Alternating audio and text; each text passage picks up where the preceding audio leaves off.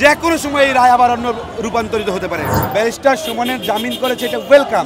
আমরা এখনো একটা শঙ্কার মধ্যে রয়েছি, দুদিন পরে পলককেও জামিন দিবে।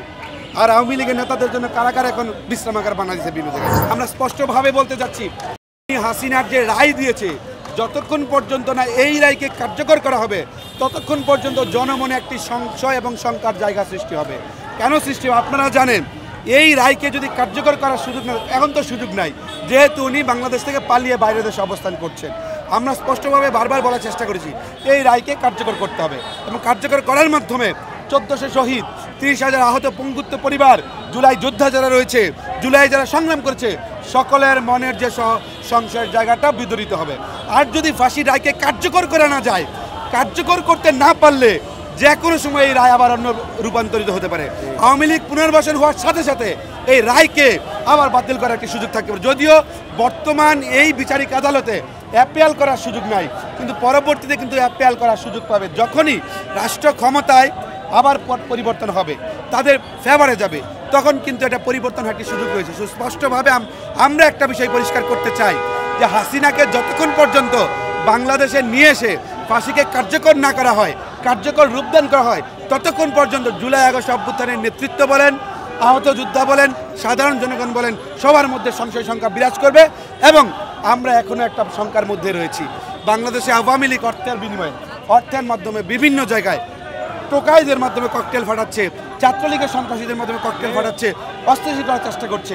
আমরা বলতে চাই, স্থিতিশীল দেশকে তৈরি করতে হলে যে কোনো রায়কে কার্যকর করতে হবে, যে কোনো রায়কে দ্রুত গতিতে কার্যকর করতে হবে। এবং আপনারা জানেন বাংলাদেশে কিন্তু আওয়ামী লীগের অনেক আসামি আছে। হাসিনা রায় দিয়েছে, সে দেশে নাই। এখানে দীপুমণি আসে না, আর পলিটিক্যাল লিডাররা আসে না, পলকরা আসে না। তাদের অর্ডারে তো হয়েছিল, এটা এক প্রকার শুভঙ্করের ফাঁকির মতো। আমার কথা হচ্ছে হাসিনার রায়ের সাথে স্বরাষ্ট্রমন্ত্রীর রায় কেন দিতে হবে? এখন পলক দেশ এসে তার রায় দিত, তার ফাঁসি কার্যকর করতো, যেই রায়টা দিত সেটা কার্যকর হতো। তাহলে শুভঙ্করের ফাঁকি কিনা সেইটা একটা সংশয়। সুতরাং আমরা বলতে চাই, যারা দেশের মধ্যে আছে তাদেরকে রায় দিয়ে সেই রায়কে কার্যকর করার মাধ্যমে বুঝাবে যাদের বিরুদ্ধে রায় হয়েছে তাদের রায় ভবিষ্যতে কার্যকর হবে। এটা তো আবার মনে করেন ফ্যাসিবাদের পুনর্বাসনের একটি প্রক্রিয়া। ব্যারিস্টার সুমনের জামিন, ব্যারিস্টার সুমনের জামিন করেছে, এটা ওয়েলকাম। কিন্তু ফ্যাসিবাদ পুনর্বাসন হচ্ছে কিনা সেই বিষয়টা আমাদের মাথায় রাখতে হবে।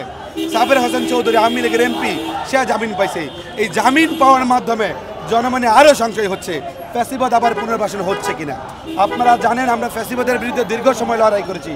এই যে আমার সাথে সাব্বির শেখ লড়াই সংগ্রাম করেছে, এই ভাইরা লড়াই সংগ্রাম করেছে। কিন্তু অত্যন্ত দুঃখের সাথে বলতে হয়, এখন জনমনের সংশয় এবং শঙ্কা সুমনদের, ব্যারিস্টার সুমনদের জামিনের মাধ্যমে আওয়ামী লীগ পুনর্বাসনের নতুন একটি দ্বার উন্মোচিত হলো কিনা সেইটা প্রশ্নের বিষয়। তো সেই জায়গা থেকে যেইভাবে জামিন গ্র্যাজুয়ালি হচ্ছে, আপনাদেরও তো চিন্তা ভাবনা আছে। আপনার গণমাধ্যমে দেখেছেন যখন আন্দোলন চলাকালীন সময়ে তিনি কোর্টে বলেছিলেন যে এই ছেলেপেলেদেরকে আন্দোলন দমাইতে হবে। আগে ছিল আন্দোলন সাধারণ শিক্ষার্থীদের, পরবর্তীতে বলছে এটা ফ্যাসিবাদের দোষর হয়ে গেছে, হাসিনা পতনের আন্দোলন। সেই জায়গা থেকে সে তো ফ্যাসিবাদের অন্যতম দোষর এবং মেম্বার অফ পার্লামেন্ট ছিল দামি নির্বাচনের, একটা ভিডিও ছিল, তার ভিডিও ছিল, সে মেম্বার অফ পার্লামেন্ট ছিল। তো দামি নির্বাচনের তার কাছে বন্দুক আছে ছাত্রদের গুলি করার জন্য, এরকম এমনকি ভিডিওতে তার কাছে বন্দুক ছিল, এগুলা প্রকাশ পেয়েছে। সেই জায়গা থেকে আপনারা জানেন তো সে মেম্বার অফ পার্লামেন্ট ছিল, ফ্যাসিবাদের দোষর ছিল। সেই জায়গা থেকে তাকে যদি জামিন দেওয়া হয় তাহলে কাকে জামিন দিবে না? দুদিন পরে পলককেও জামিন দিবে। আর আওয়ামী লীগের নেতাদের জন্য কারাগার এখন বিশ্রামাগার বানা দিয়েছে বিভিন্ন জায়গায়। তো তার বিরুদ্ধে আমাদের সোচ্চার হতে হবে।